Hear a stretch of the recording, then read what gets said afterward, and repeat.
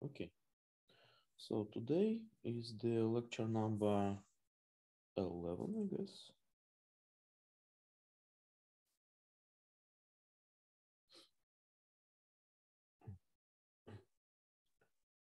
Lecture number 11.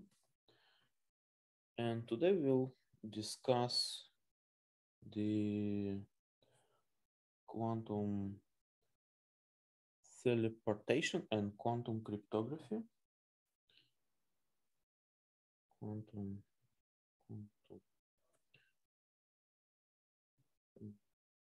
port and quantum crypto. Right, so this is the goal for today's lecture, maybe for the next one. So some of you asked about this homework number 3. Homework number 3, the problem, I don't remember the number of the problem. It was like construct a quantum circuit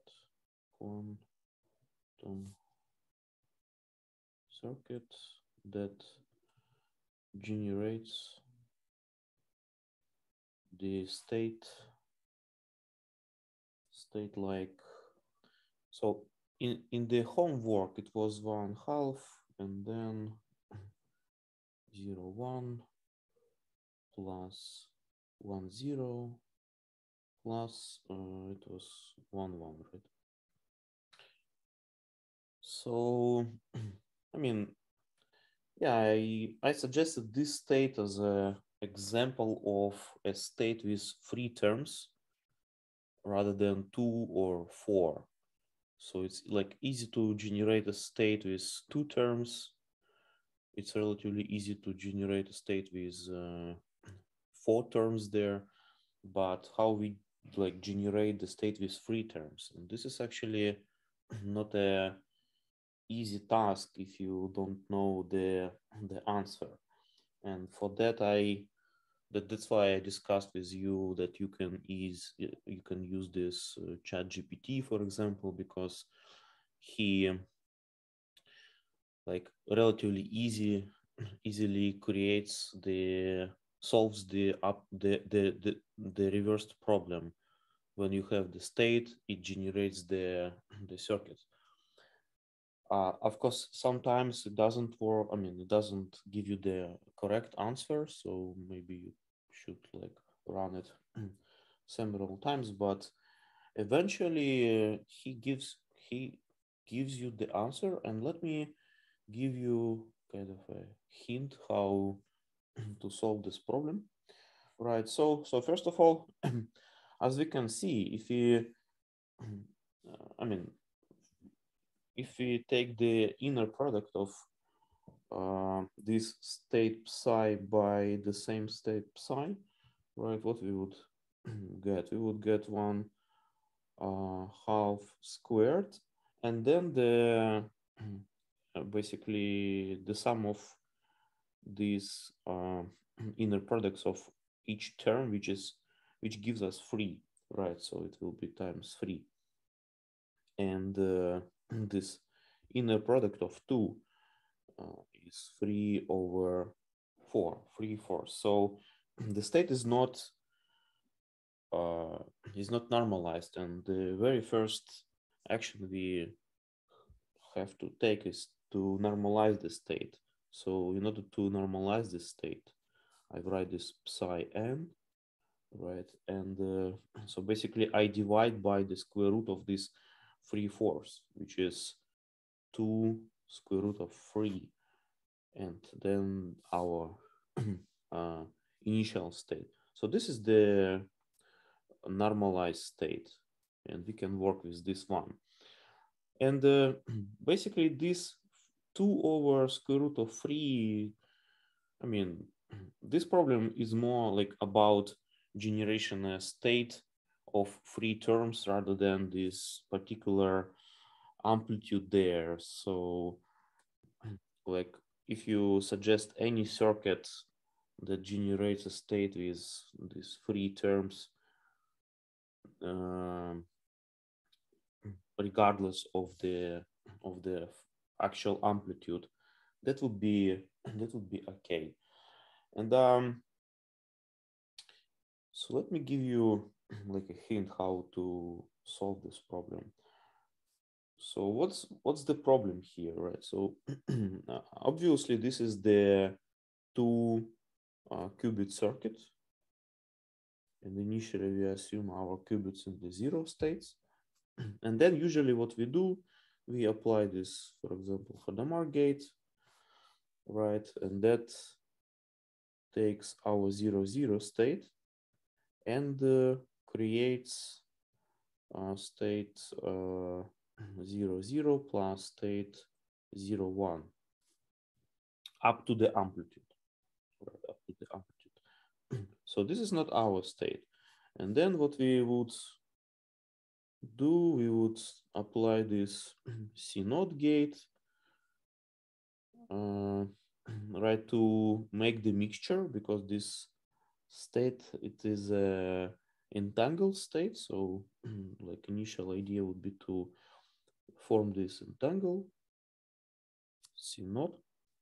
So we apply the control to the first and target to the second, right? So the control, the first one 0 0, so it is 0, and then plus 0 1, so it creates 1 1. So this is the entangled state. But then any operation what we do after, right, creates the other 4 states or 2 states. For example, if I see that my first term is 0 0, but I need 0 1, so then I would apply the X gate, for example, to the first qubit, right, to turn this into 1. But unfortunately that and it creates 0 1 here, but unfortunately it changes the second state to the state 1 1 1 0, right? And well, it looks like 0 1 1 0, but we need another term, the third one, which is 1 1. And if I apply Hadamard, it will create the other 4 state, 4 term, 2 terms, so the number will be 4. So it doesn't work for me, but if I apply C0 gate, it will change the states, but don't create the third one. So I need something like something auxiliary or something else to make this, to generate this state. And there are 2 approaches how to solve this problem, and I just list the both. The first one is to create a third, create a third qubit,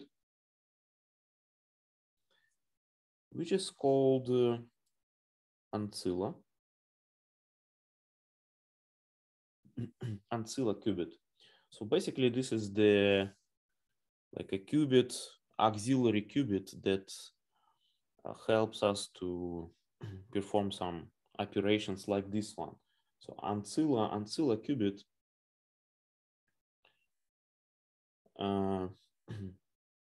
and yeah, so the idea is that we create another qubit here, and then do some operations and create some sort of entanglement. So I'm just drawing some circuit without the calculation. This is just the the idea how it works, right? And then, and of course, this changes the operations, and some of these, like for example, the Hadamard, for example, put in here, right? It creates the another extra terms, but then at some point I do the measurement of this qubit, and that measurement removes some of the states from the circuit. So this is one approach, the use of auxiliary qubits. And there is another one. There is another approach, which consists in the use other controlled gates.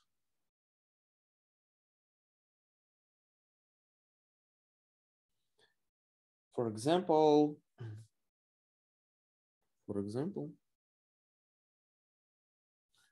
controlled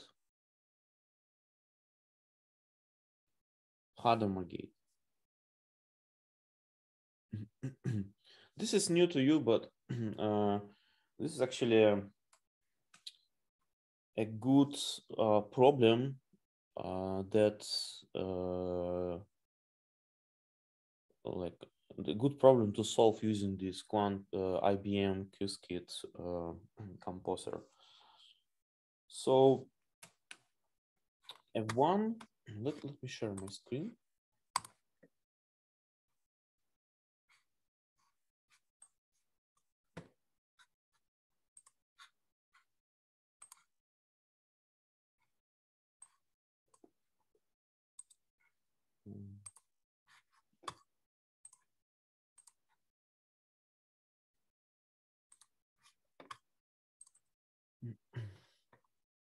Okay, do you see the screen with the IBM Quantum? Yes, I do. Very good. So in order to solve this problem, I remove so I create the 2-qubit circuit, all right? And then what I do, I apply the Hadamard gate to the first qubit. And this is just one particular solution. Then the X qubit to the second qubit, the X gate to the second qubit. And then I need to apply the control Hadamard gate to, between this, the first and the second one. But I don't have the control Hadamard gate in this library of the gates.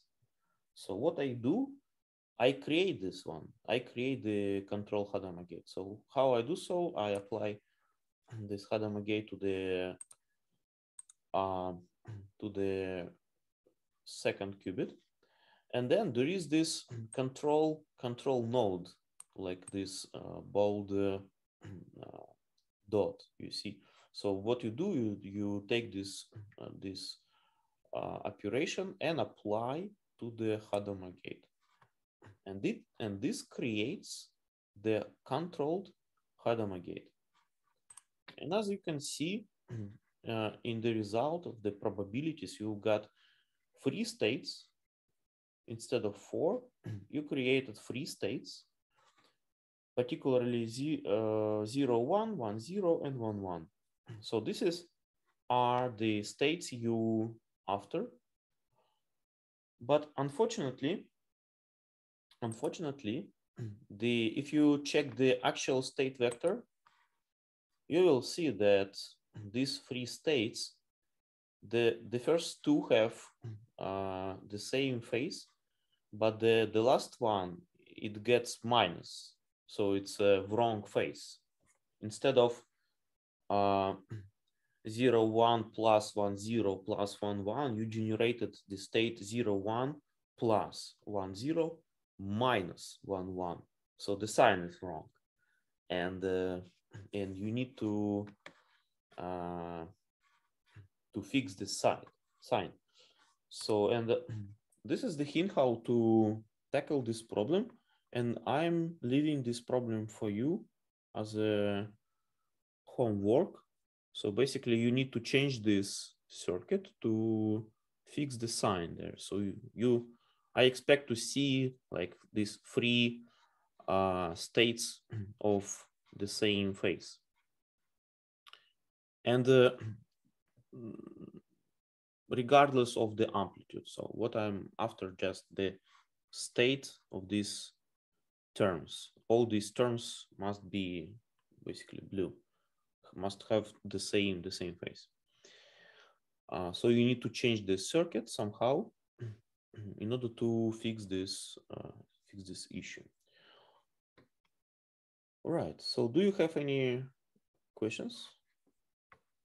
Yes, I have one question. Okay. Yeah, so you told about this ancilla qubit, the extra qubit. So if I have to use that somehow, will the adding the qubit just the way we did in the previous examples works, or is that some different qubit? Means So I suggest you to choose this controlled Hadamard approach. Okay. Because I mean it reveals some other operations that you can do, right? Having this library, you can actually combine the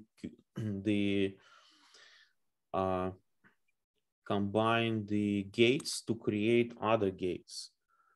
For example, so if you, for example, want to create the control gate, you choose the one, then you have this edit operation, and you can edit the gate. So if you go here to the properties of the gate, right, you can add control. So basically almost like the most of the gates, single qubit gates, they have this option of add control. So you add control, and then you can change the what is your actual the control and target, etc. So I suggest you to go this way.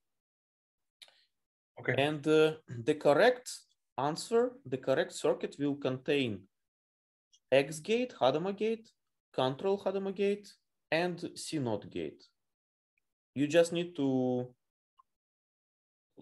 define the order. You just need to create the right circuit.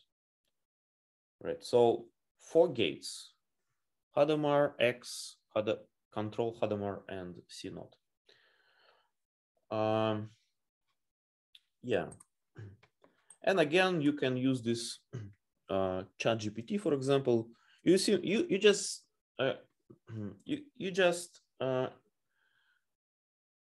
in the comment, right? You say that using these gates, like using this control Hadamard gate, and it gives you the right answer.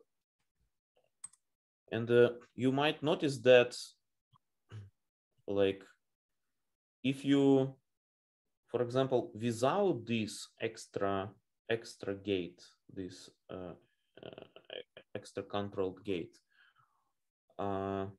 the ChatGPT always gives you the answer, and most likely it will be like wrong all the time. But it generates the answer, and it's like looks like reasonable, but the answer is wrong. This is actually a good lesson, right? It's a good lesson why these artificial intelligence systems, they are not right, correct all the time. So you have to control them. And it's pity that particularly ChatGPT doesn't tell you like the percentage how it is certain, right? How it's how it's certain in the answer. Because I would like to know the certainty of the answer. He would tell me, for example, oh, I was like not trained based on the data to solve this problem, and this result might be incorrect, but he always tells you the answer, and the answer is always looks like reasonable, but the answer is like almost often different. And for these particular problems, it is often wrong.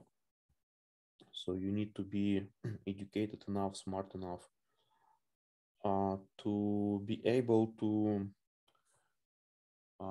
tell when ChatGPT is wrong. Otherwise, you got a problem. All right. So does that answer your question? Yes. Very good. So control H gate. So let's start with a recap of the last week's lecture. Recap, right? So what we've discussed.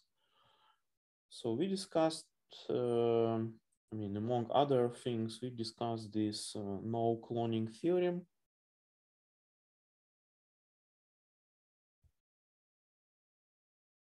No cloning theorem, which basically tells us that we cannot clone a quantum state without we basically cannot clone the quantum state, because when we measure or try to figure out what the state is, we basically destroy the state. The state collapses to another state, one of the possible results of the measurement, and we always get one of these basis vectors instead of the quantum state itself. So we cannot actually even obtain the information in what state the quantum system was before the measurement, and we cannot clone that state because of that fact. And the second was the concept of shared randomness.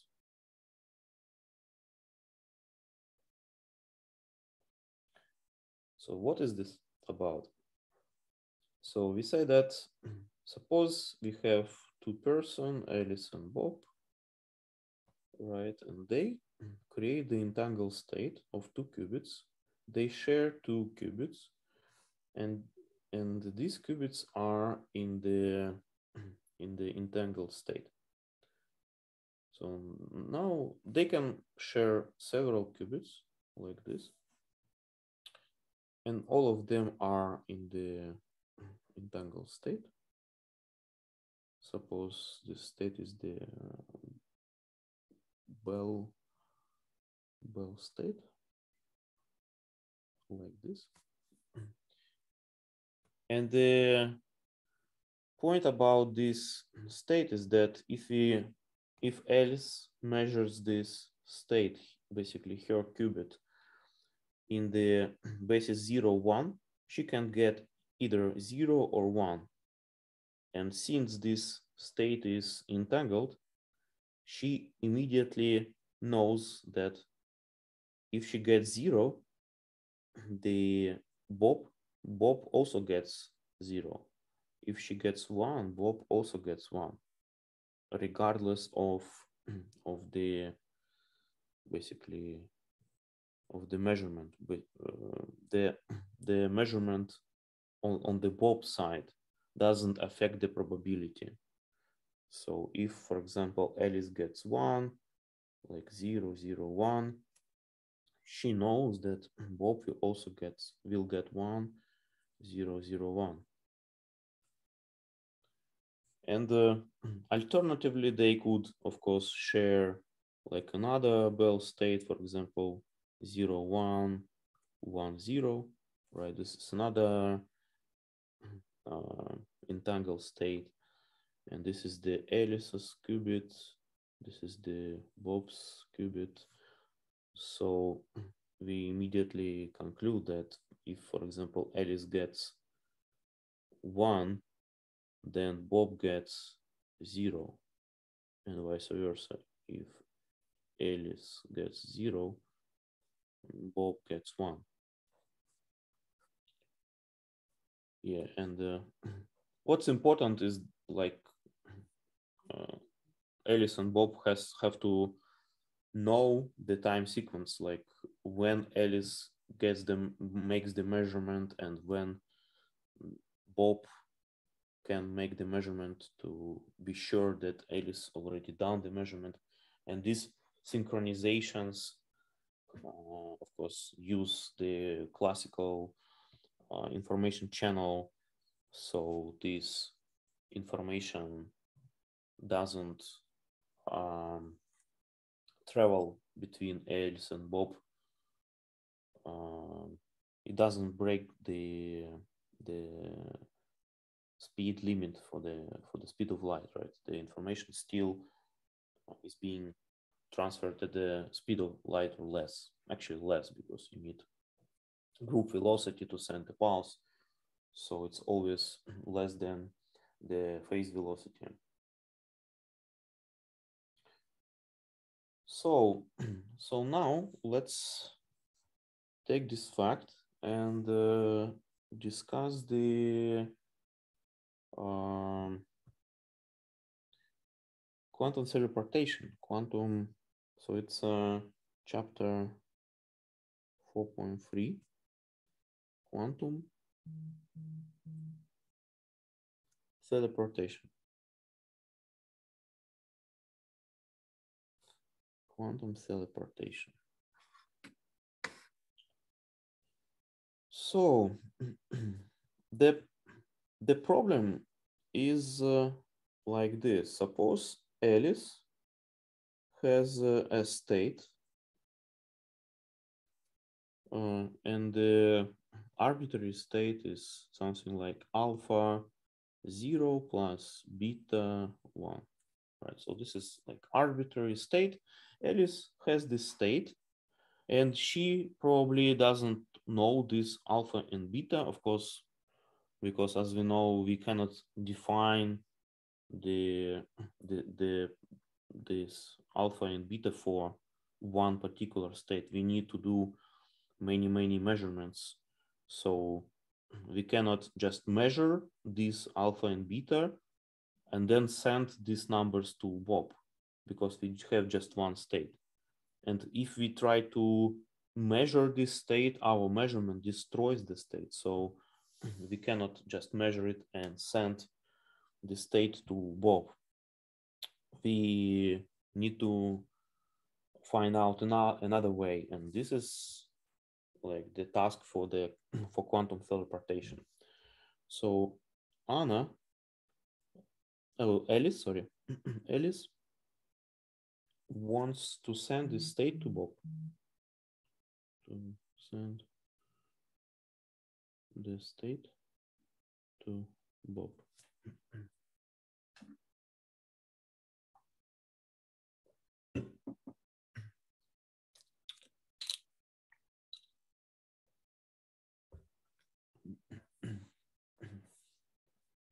How they do so?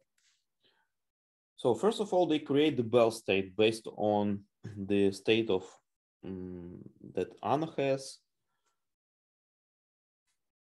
and the qubit of Bob's qubit. So suppose we have Anna, Bob, qubits. They have different qubits, 2 qubits, right? Alice, sorry, why I'm saying Anna. Alice has this state alpha 0 plus beta 1. And Bob can, naturally, he has this state 0, right? So then what they do, they entangle these two states. So basically they put the CNOT gate, and let's calculate what is the result. All right, so before this CNOT gate, the state would be alpha, then 0, 0 plus beta 0, 1. Again, this is the Alice, this is Bob. Alice, Bob.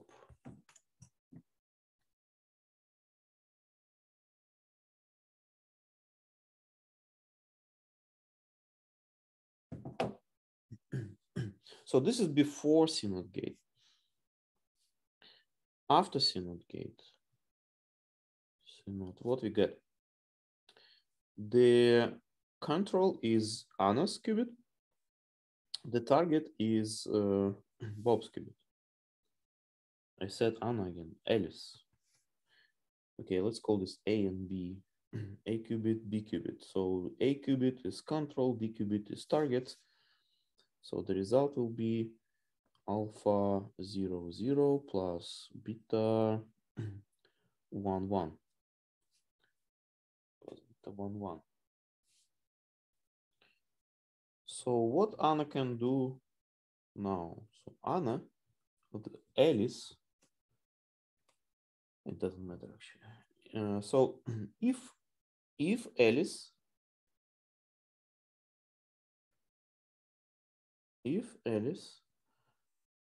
measures the qubit in 0, 1 basis,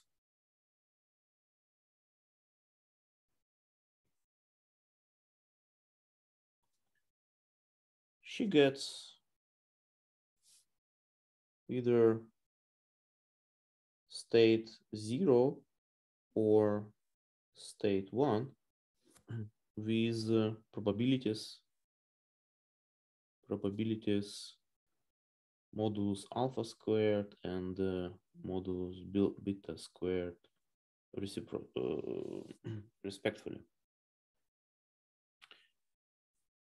So it doesn't work. If she measures her qubit, she gets either 0, Bob gets either 0 or 1, and this is definitely not the state that Anna wants to send him. So this approach doesn't work. But how about the another basis? So if Alice measures the state, the entangled state, the state that they share in the plus minus basis.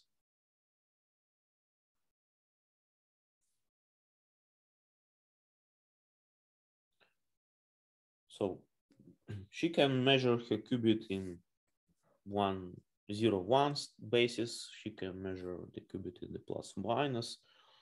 And basically there are like infinite choice of the available bases exist, and she can basically use any of them. So for this particular state, if she uses this plus minus basis, what would Bob get? So I remind you that the state plus is nothing but 1 over square root of 2, 0 plus 1. And state minus is nothing but 1 over square root of 2, 0 minus 1. Right? And from here, we can find the states 0 and 1 through plus and minus. So the state 0 would be what? Would be 1 over square root of 2, then plus minus, plus state minus. And the state 1 would be 1 over square root of 2 plus minus state minus. Right. So still two states. We can change the basis. We can work in the basis 1, 0, 1. We can work in the basis plus minus. That's just the matter of choice, whatever. So let's write down our state. We have Bob and Alice have. So it's alpha 0, 0 plus beta 1, 1. Again, this is Alice, this is Bob, this is Alice, this is Bob. So now Alice wants to measure her qubit in the state plus, in the basis plus minus.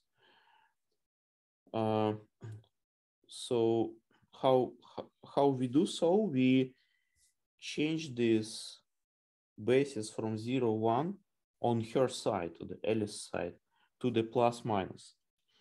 So we write it like alpha, then the Bob's qubit, which is 0, times 0, and we change this 0 by 1 over square root of 2. Let's omit this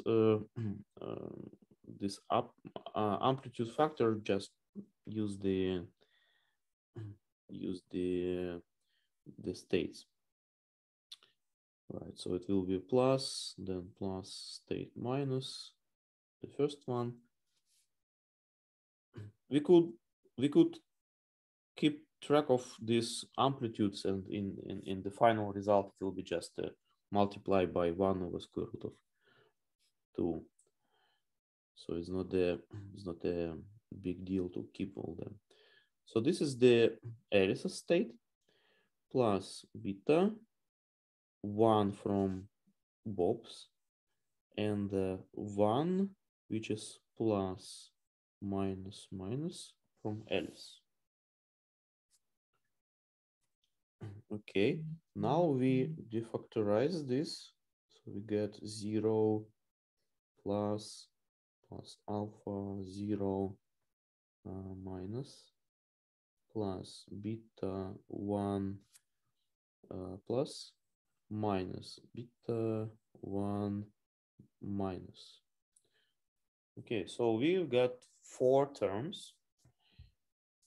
And now what I wanna do, I wanna change this to, like, I want to factorize this in order to get the something times plus state and something by minus state. I have Yes? a question, Alex, before we move forward. Sure. It's related to like the state 1 is around 1 divided by root 2. So where is that factor gone? We are not including that? You mean this one? Yeah, the coefficient 1 by root 2. 1 divided by root 2. Yeah, that's what I said 2 times already. So this is the amplitude, and the final result will be just multiplied by 1 over square root of 2. That's why I don't want to keep track of these amplitudes over this calculation, just to make the things tidy or simpler. Okay. Yeah, because it doesn't affect the final result. What is very important is that we have an infinite number of bases, and in this particular case, we choose to work in either 0, 1 basis or plus minus basis. And Alice can do the measurement in plus minus basis or 0, 1 basis, and Bob has this freedom too. So, and in order to make the measurement in the plus minus basis, we have to change the basis, right? And that's what I'm doing right now. So I'm changing the basis on Alice's side to plus minus. So I'm ready to factorize these 4 terms in order to get what alpha, oops, good, alpha 0 plus beta 1 times state plus, and then plus alpha 0 minus beta 1 state minus. So this plus and minus, again, they come from Alice. This is Alice's qubit. And these two on the Bob side, Bob, provided that Alice decides to work in the plus minus basis. So she does the measurement in the plus minus basis.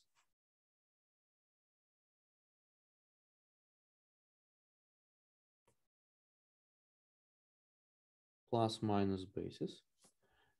And gets either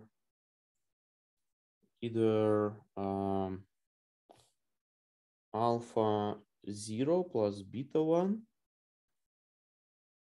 If she gets state plus, then the amplitude is this one, the alpha 0 plus beta 1. Or if she gets as a result state minus, then she knows that Bob gets this state alpha 0 minus beta 1.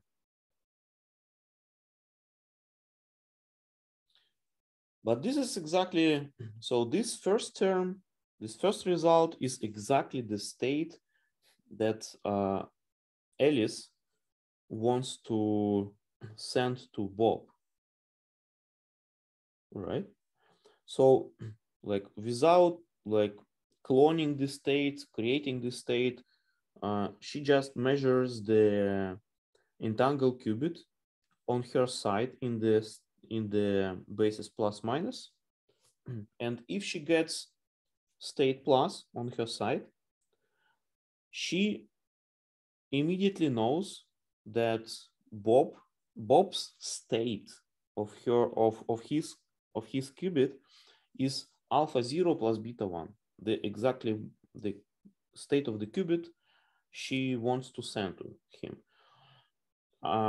However, if she gets state minus, then she knows that the Bob's qubit is in the state alpha 0 minus beta 1. So this is like wrong state, right? Up to this phase sign here.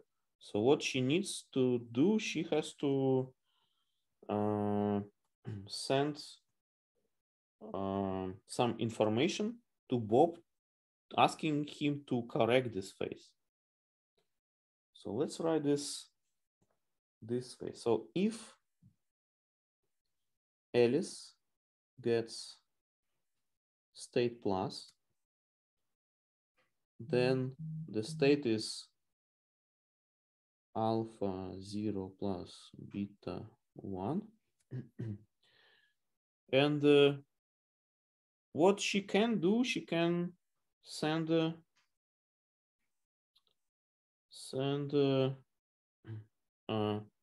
0, for example, to Bob over classical communication channel, like optical fiber, right? She sent 0. 0 means the result is correct.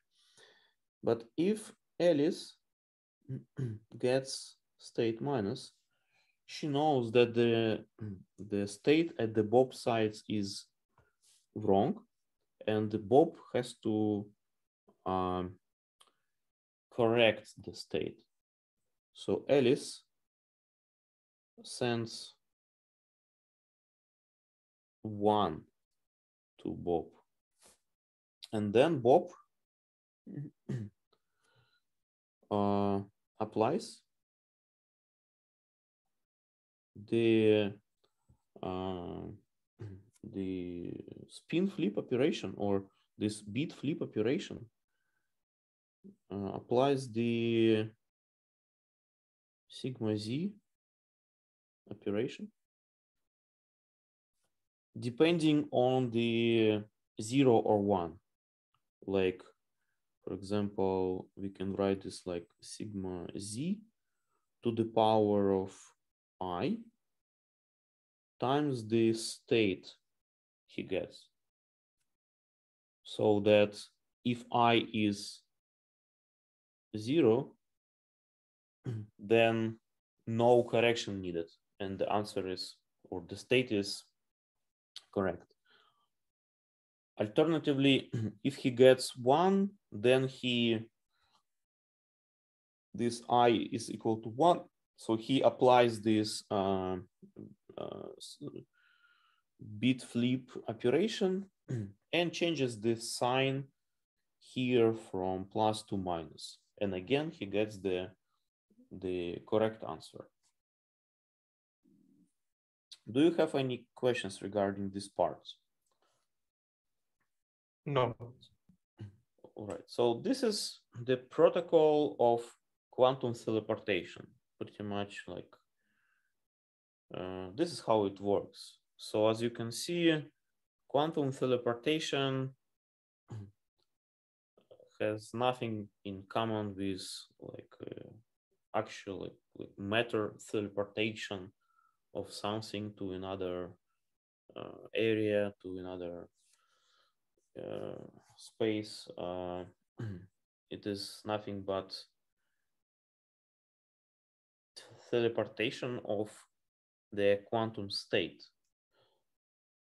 Since we discussed that in the one of the first lectures, since we don't know what is the quantum state, up to me it's just the like a mathematical construction that we use to describe the nature, that we like describe the nature in terms of like things that we used to, like waves or particles. That's why we invent this psi vector, this state, quantum state. Sorry. So in reality, this quantum state is something that we even don't know. Like we cannot we cannot like imagine what it is in reality. And it looks like this is like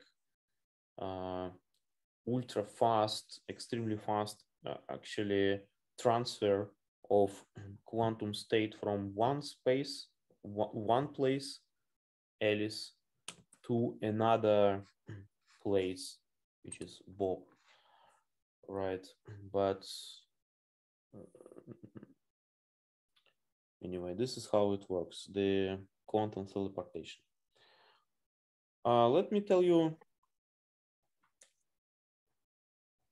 about how, like in reality, in practice, how we realize this plus minus 0, 1 states, and show you how this can be done like very, very easily. And this is why, I mean, the fact that these operations can be done very easily, in fact, makes this quantum communications very, well, very feasible, very practical. That's why this area is much more mature comparing to the quantum computations, right? This quantum teleportation, quantum cryptography is very well established research, or I mean the area, and we already use these systems for communications. So yeah, let me make this aside and ask myself how we realize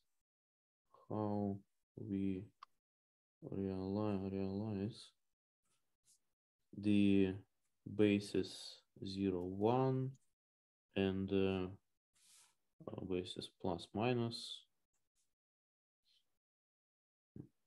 basis in reality, in practice in the same system.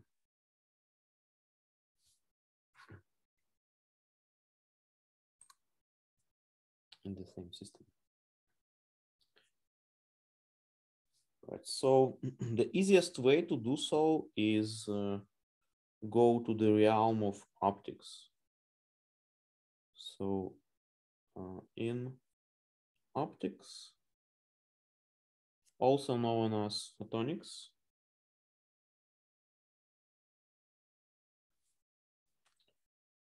in optics and photonics, we deal with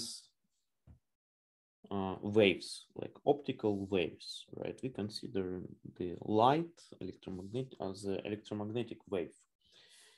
And we characterize this wave with by the wave number, which is simply 2 pi over lambda, right? Lambda is the wavelength.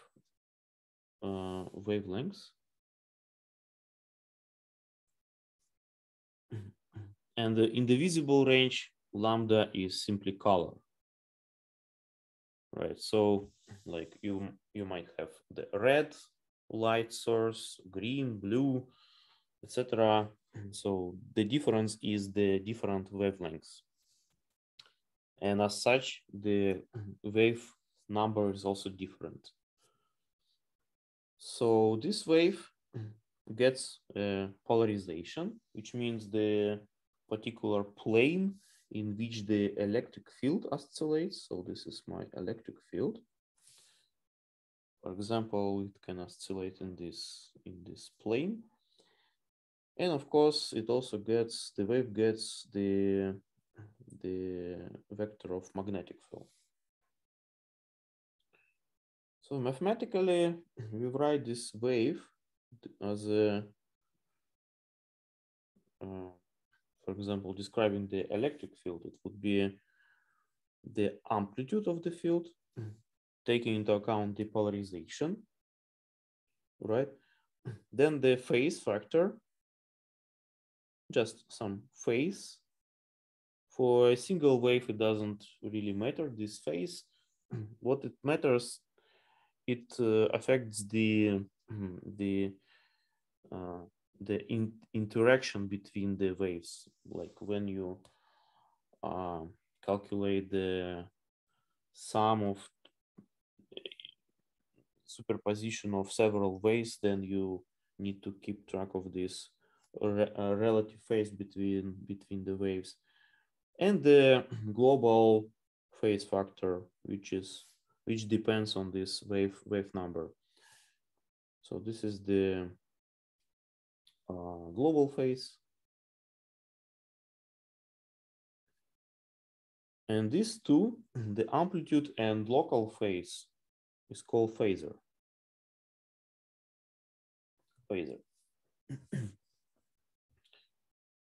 And what we typically show as a, like on diagrams or like as a result, this phasor, because this phasor is a slow function on the relative phase and the amplitude, in contrast to this global phase, which is like oscillating harmonic function at the frequency of the wave, which is very, very large number. So considering this wave, I can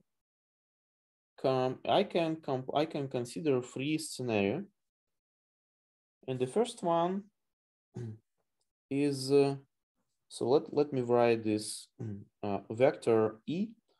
So let me first introduce the coordinate system. So let's suppose this wave propagates along Z direction, and my vertical axis is X, and my horizontal axis is Y, right? So I can, so my orientation, polarization of this electric field in the plane XY can have different directions, right? Depending on basically angle between the vector E, vector field, and electric field, and the coordinate axis X and Y. So it simply means that my electric field can have the coordinates EX and EY, basically projections of the electric field on the axis X or axis Y, right? And my electric field can be, for example, either projected on axis X and axis or axis Y. I mean, it can be polarized along one of these two axes. And in this case, I denote this state of the field as zero state when my field is polarized along axis X. So I put 1 here for the amplitude of the field and 0 for the Y. So all my field is polarized along axis X. Right, so this is EX, this is EY. So no Y field, just X field. And of course, my wave can be polarized along Y instead of X, and I denote this case by 1. So this is another state like this, 0, 1. Sometimes, especially in photonic communications, quantum communications, we use another symbol to denote this one, this state. So as a vertical arrow like this, it simply denotes the electric field oscillating up and down, and consequently the second one would be horizontal arrow, right? Denoting the electric field oscillating horizontally along axis Y. But this is just one scenario. There is another one option. It would be state when electric field is polarized along X and Y, like this, right? So for example, this is my X, this is my Y, then the field in this case would be polarized like this. So it gets the same projection on the X and Y. So this is the state 1, 1. Right. So we denote this state by state plus. And this is exactly the state we discussed several times already in this course. So this state plus, and in quantum communications, we denote by this incline arrow, double-ended arrow like this. And similarly, we can introduce the state 1 minus 1, right? And what it would be for the positive X, the Y would be negative. So this polarization in plane would be something like this. So it's another polarization, orthogonal polarization to the first one. So we denote it by state minus, and guess what? The schematic presentation would be this. So it's another arrow but inclined to the opposite direction. So this is the second option here. So this way we introduce the states 0, 1 and states plus minus, which is already, by the way, for this description of the previous subchapter, this quantum cryptography. So for example, Alice and Bob can create the entangled photonic qubits. We will talk about what does that mean. Photonic qubits, they can be entangled.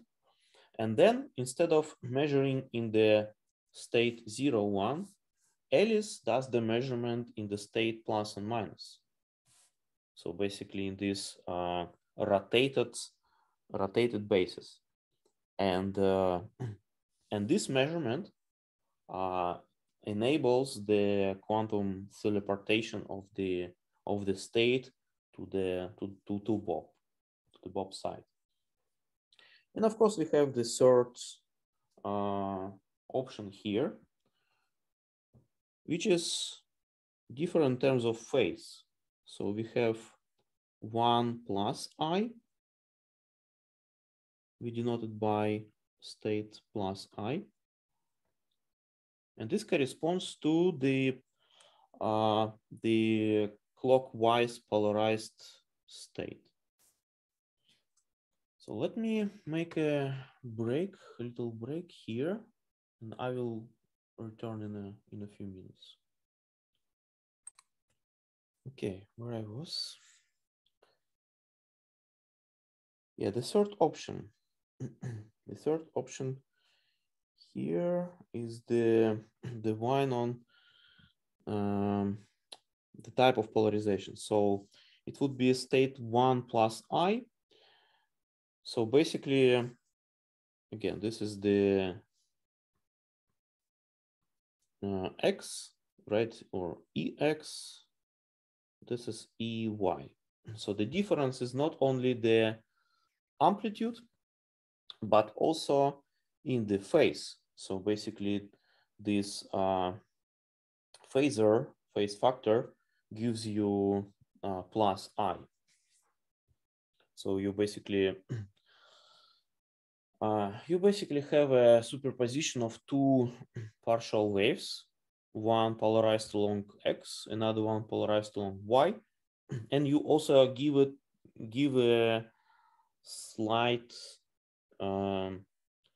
difference in the relative phase between two waves, and this difference creates this phase retardation, which is plus I in this particular case. And this phase retardation creates the resulting polarization. So your wave is no longer linearly polarized. It's a circularly polarized wave.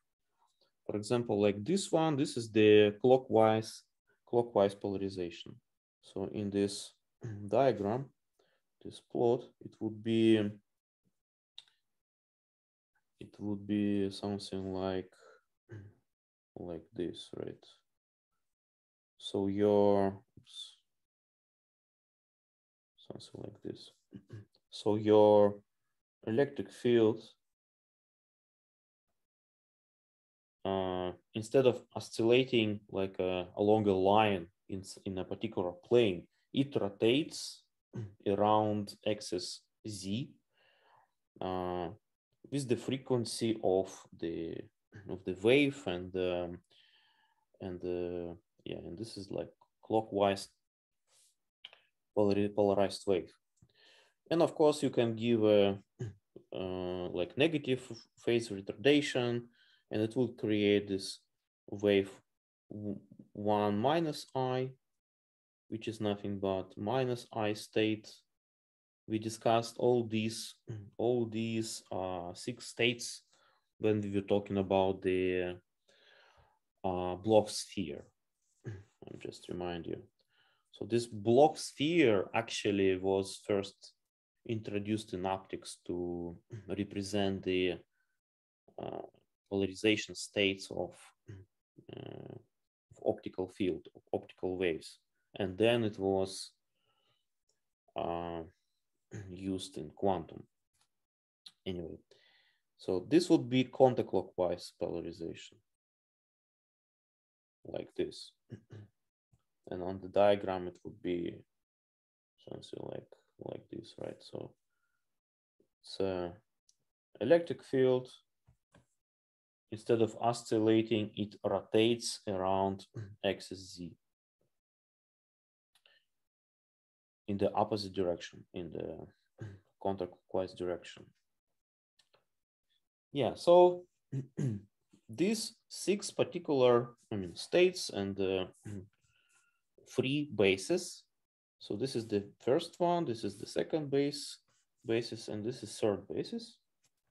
We call this basis, we denote this basis by this like plus in the circle, denoting up and down, left, right. Right, then this cross inside, which denotes this inclined polarization, the mixture of the first two, and finally the circular basis, which is something like this. So it's circular polarization basis. So how we transit from one basis to another basis? For example, let's say Alice wants to do the measurement in the plus minus basis instead of 1, 0 basis, right? So what she does? So basically she takes the optical, equipment. It's called quarter wave plate. And what this system does, so this is the quarter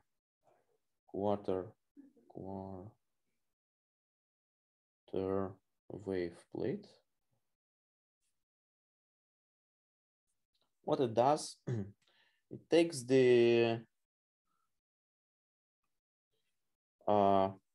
linear polarization in input and produce the circular polarization in output.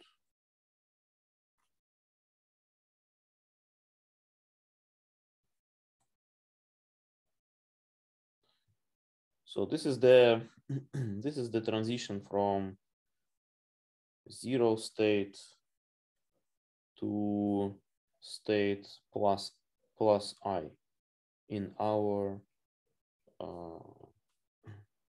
notation. It is state plus I. So this way we can work with the polarization state. So this is for about quarter wave plate. It creates the circular polarization. We have another system. For example, in my lab, we have this half wave plate.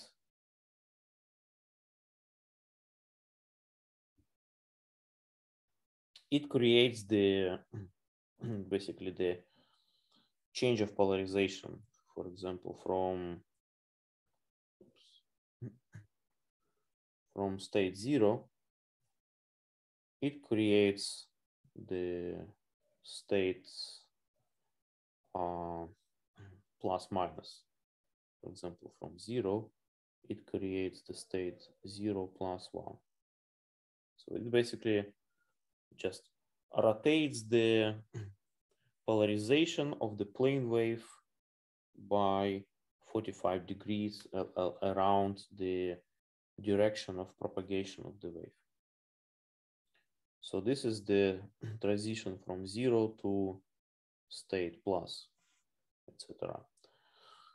And so this is how this transition works. And so, by the way, this is nothing but the Hadamard gate, right? Hadamard operation. So simple half-wave plate takes the state 0 and creates the state plus.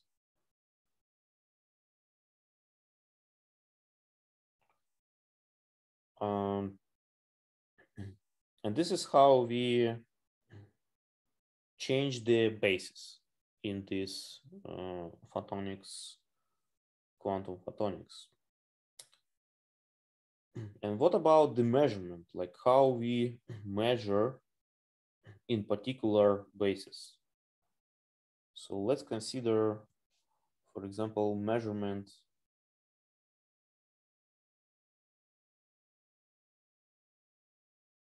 in the basis 0, 1. So 0, 1, the wave is polarized either along X or along Y, right? And and here we use the fact that the wave is scattered the scattering of a wave depends strongly, significantly on the polarization of the wave.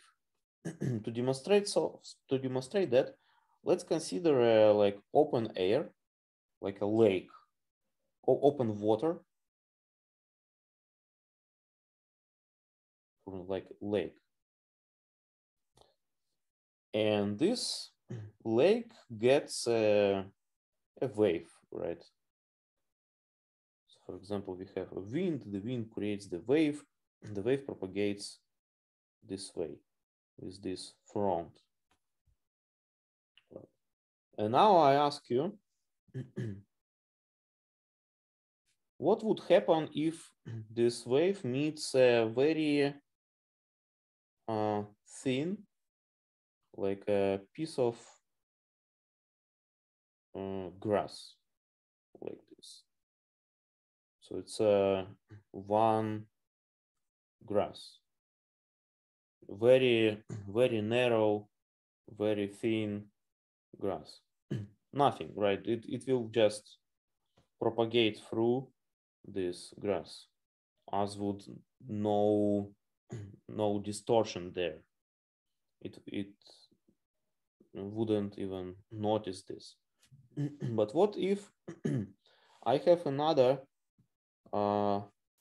like grass or like a branch, wood branch on the surface, floating like this on the surface of this wave, of this water. Of course, the wave will be strongly scattered, right? It will propagate this direction, and only a small fraction will propagate here. So even though the thickness of this branch is somewhat similar to the thickness on this piece of grass, the scattering is very different comparing to the orientation of depending on the orientation of this obstacle, right?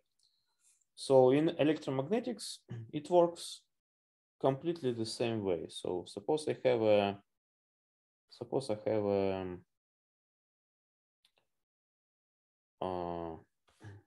layer of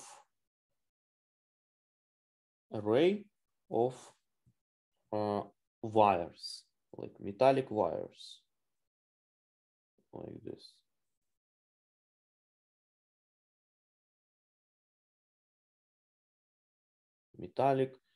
Thin metallic wires. So what happens is if I launch a wave, so this is the axis of the system. So if I launch a wave that polarized along the wires, so this polarization meets the entire length of the wire, right? And this wire, of course, scatters a lot, and in result, what you get very strong reflection from the system, and nothing passes through. So all the wave just scatter back, bounce off from this array of wires. But if I change the orientation, the polarization of this wave to this one, oops, we change the color. So I changed the polarization to the orthogonal one. In this case, the polarization of the wave is orthogonal to the wires. And since the wires are very thin, the wave just passes through the structure as would no wires there, just like through air. And the wave just passes through without reflection. So you see there is a very strong difference in the result depending on the polarization. So this system is called polarizer. And this is what we use to make the measurement in the zero, for example, in the 0, 1 basis. So the state 0, which is vertical polarization, doesn't pass through. It bounces off the system. And then if you have, for example, a detector sitting here, it will detect only state 1. State 0 would be bounced off, filtered. Right, so I can put my second detector here, and this detector would detect only state 0, no state 1. And this way, then I resolve the signals from this detector and this detector. I measure the the states, right? The first one, second one. So this is how I do the measurement in the 0, 1 basis. If I need to do the measurement in the plus minus basis, what I do, I just rotate this polarizer either clockwise or the or the counterclockwise. So I rotate polarization, and it will allow me to do the plus minus measurement in the plus minus basis. So this was like aside just to bring some more practical sense, right, to this lecture, just to show how Alice and Bob create these 0, 1 plus minus states and how they do the measurements in the 0, 1 and plus minus basis. So it's just the matter of like how you rotate your polarizer, how you arrange the polarization of your laser, and that's it. So it's very, in the lab, it's very straightforward to do something like this. And basically this is why this area is very well established today, this quantum teleportation, as well as quantum cryptography that we gonna start discussing today. So the next subchapter 4.4, I guess, is quantum cryptography. Quantum crypto.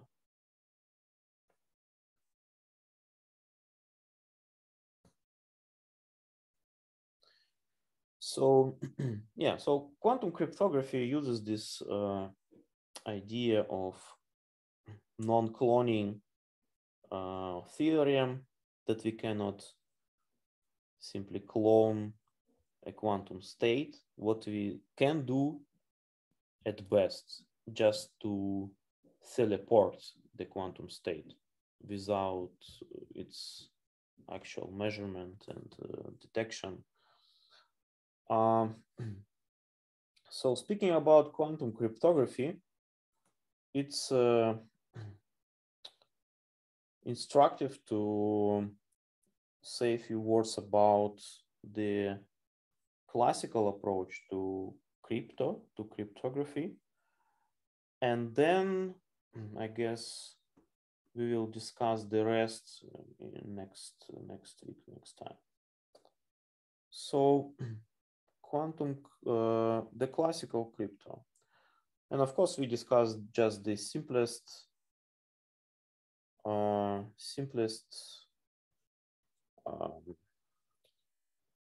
secure communication. So simplest, the idea of secure communication.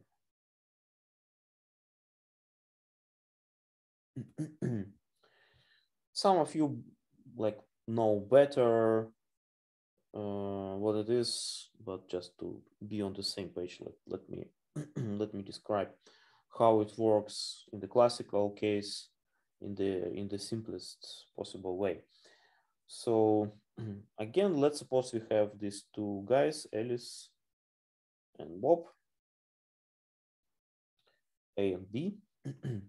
And let's suppose Bob asks for the security code from the PIN card, for example. And let's suppose this code is something like 139, right? And so what Alice does,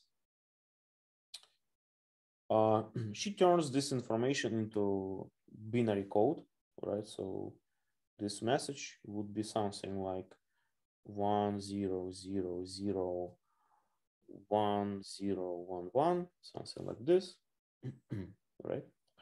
And then we assume that Alice and Bob, they share some sort of a key, so they share it. Let me write it like this. And the code is the same, so for both for Alice and Bob. So Alice's, so the code, so the key is, for example, 0, 1, 1, 0, 0, 1, 1, 0.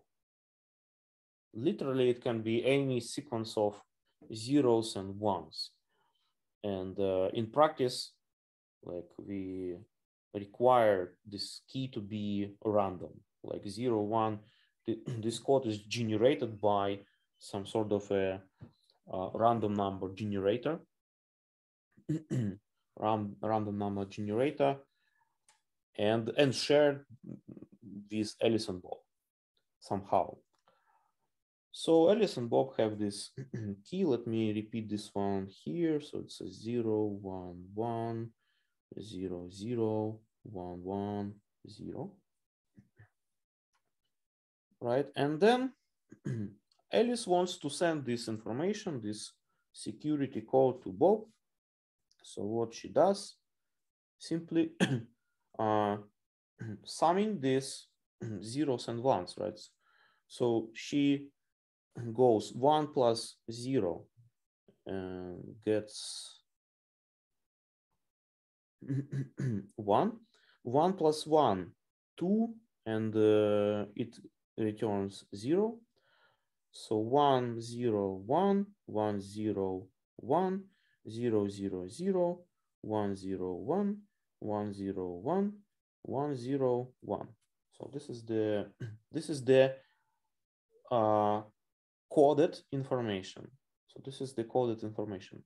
111, 0, 0, 1. So then she sends this information over the classical communication channel down to Bob. So Bob gets this information. So it's a 1, 1, 0, 1, sorry, 1, 1, 1, 0, 1, 1, 0, 1. And what he does to decode this information, he simply takes another summator, right, and make the summation of the key that Bob has and the message that he received. So 1 plus 0 gives 1, 1, 0 gives 1, 1, 1 gives 0, 0, 1 gives 1, 1, 0, 0, 0, 1, 1, 0, 1, 1, 0, 0, 1. Fill the water so connected through this. Excuse me? Oh, sorry, Dr. Harris. No problem. Yeah, just mute yourself. All right. So Bob has the key that Alice used to generate this code. He receives the encoded information, and he makes the summation, the key with the received information, and he obtains exactly the same result, right? This encoded this information that Alice sent to Bob, and he then turns this information to the back to 139, something like this. So this is how the classical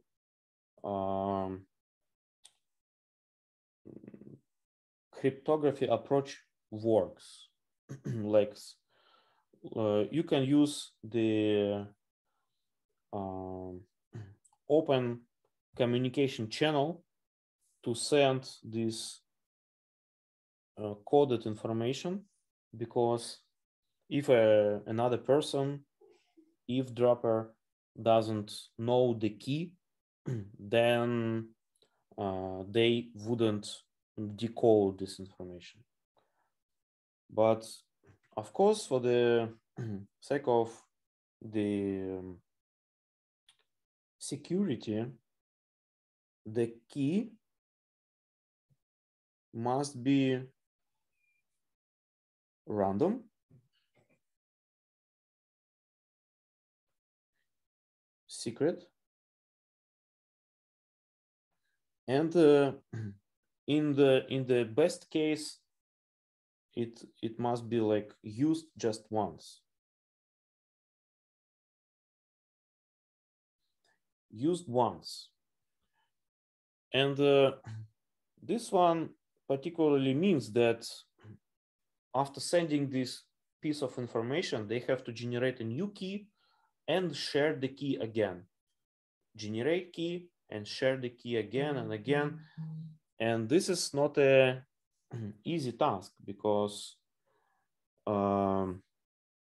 if someone would eavesdrop this information, this key, then they would easily get this information, decode the information. So they need security for key distribution. And this raises the key distribution problem. So this is called key distribution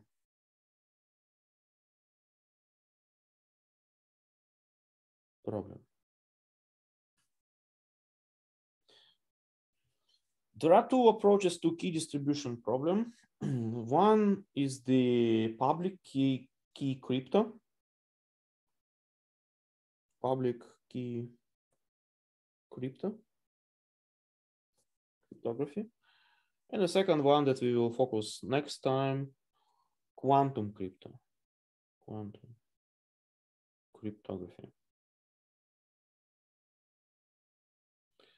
Quantum crypto. So public today, like the vast majority of the public classic key crypto is based on the computational complexity. Right, so let's write this down. Computational complexity. Particularly the complexity of finding the prime factor numbers, right? Prime factors. So how it works? So let's suppose A and B, they have some sort of a big number. Some big number, just the string of zeros and ones, something like that. And let's denote it by the number 1. So A and B have this number. A and B, Alice and Bob share this number. Then they generate another big number, another big number. Let's denote it by 2, second number. And this number is random. Then they make the product of 2 and get the result. Let's call this very big number. Very big number. Let's denote it by 3. So this 3 is very big number, and what is important, it's a result of the product of the big number 1 and another big number 2.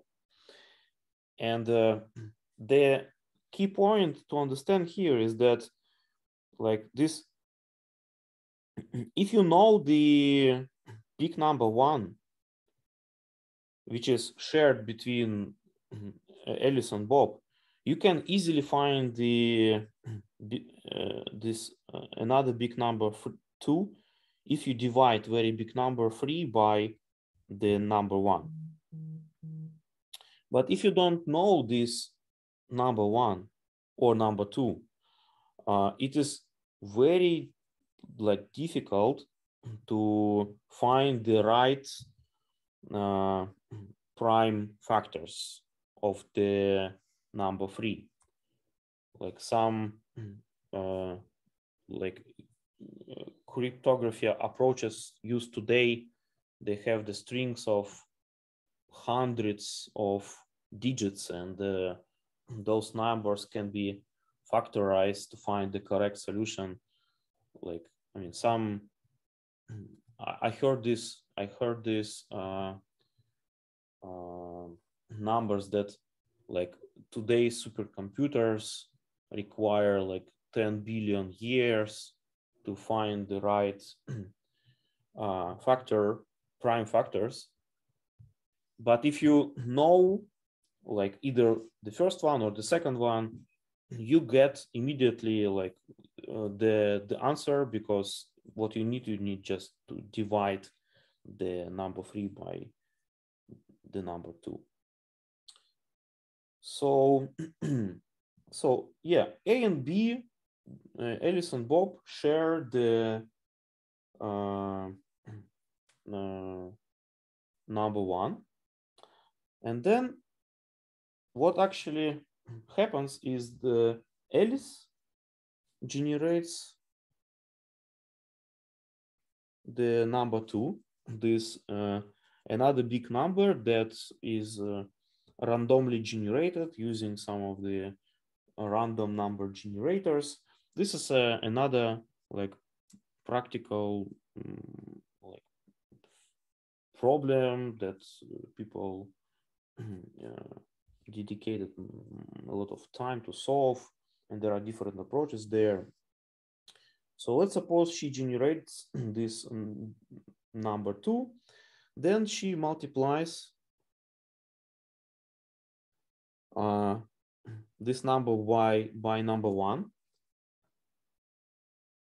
and sends the number 3 to Bob. Right, so Bob gets this number 3, which is very big number, and she sends this number 3. This is very important point. B3 is sent over open channel. Basically, anyone in the world can eavesdrop this number. But even though you have this number, exact number, you cannot find the number 2. So the number 2 is like the most important number here, because this number 2 is the key that we use to code the information. So let's write this down. So since Bob has 1, right? He gets number 2 easily, dividing 3 by 1. And then Bob uses then the number 2 to decode the message.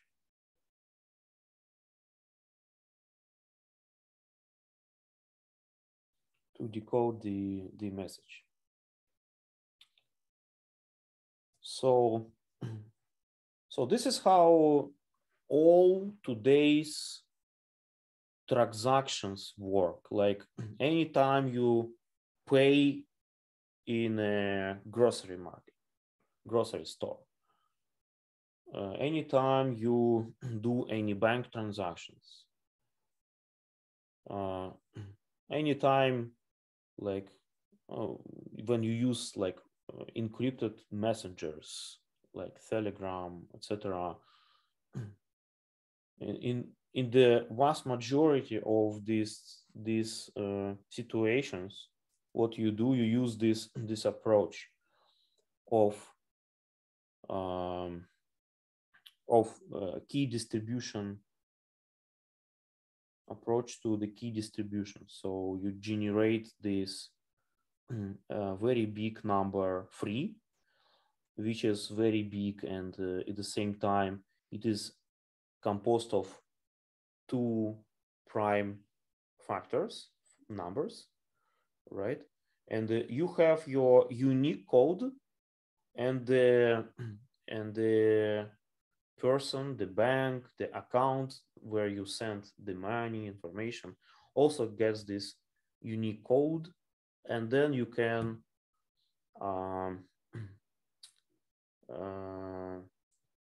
find this big number 2, and this is the key to decode the information that you send. This is how it works. So it of course gets pros and cons. The pros is that the coded message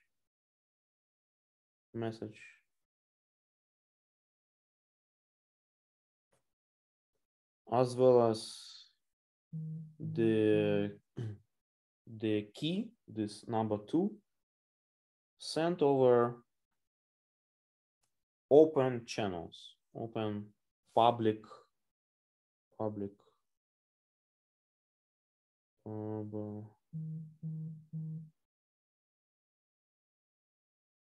channels like I don't know, Wi-Fi, cell phones, right? This opta fibers, etc. So you, since you generated this number 3, you use this fact that it's very difficult to factorize the big number, a big number, and the complexity here grows like exponentially when you increase the number of digits in the number. So it's a very difficult problem that cannot be solved by any classical computer, and use that complexity to share the code, the key to your message. But it gets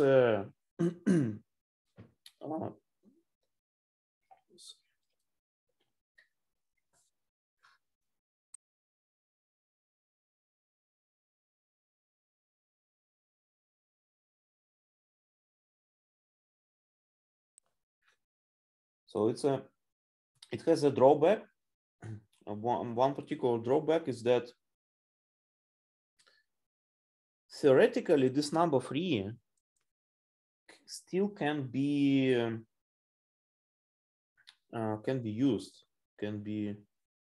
used to get 1 and 2. So suppose you or someone creates an algorithm for factorization of big numbers using classical computers. There is no mathematical theorem that would tell us that is not impossible. So technically it is possible, and if someone creates or invents this algorithm, then we are in a big trouble, because then all our money, messages, etc., everything became insecure. And the second approach, of course, is the fact that we are about to have the quantum computers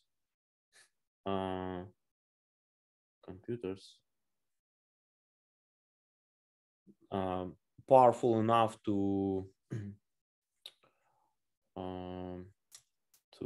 find these prime numbers much faster, quicker than the classical computers.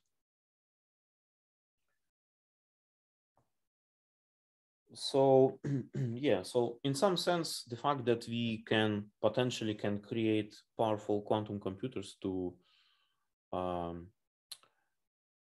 find the prime numbers and decode the information makes this classical approach to cryptography and key distribution problem